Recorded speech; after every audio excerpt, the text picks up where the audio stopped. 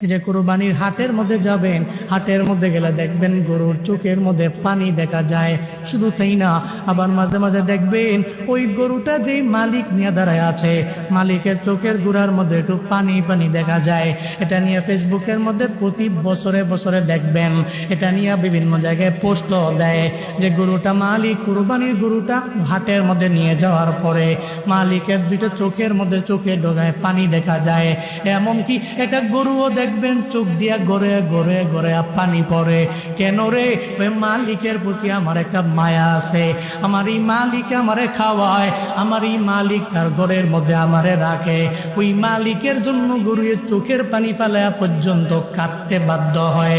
শুধু তাই না রে বাবা, ওই গরুটা দেখবেন যদি কুরবানি হাটের মধ্যে বেচা কিনাও না হয়, যদি বিক্রি না হয়, এরপরে গরুটা নিয়ে যখন আপনি ঘরের মধ্যে চলে যাবেন, দেখবেন আপনার ঘরটাও গরুটা ভালো করে চিনে, ওই গোয়াল ঘরের দরওয়াজাও ভালো করে চিনে আছে।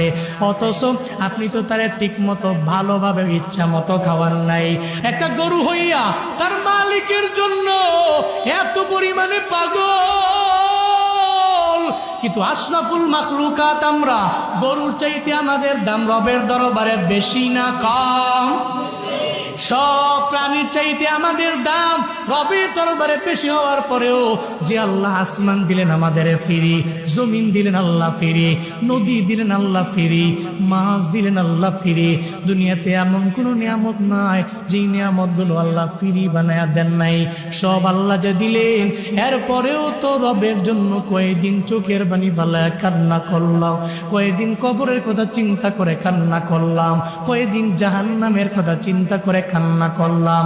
একটা কুরবানির পশু যদি তার মালিকের জন্য ঘরের জন্য কান্না করে চোখের পানি ফালায়, আল্লাহ যদি কয় তোরে আমি সব দিয়া দিলাম, তুই তোর মনিবের জন্য কি করলা?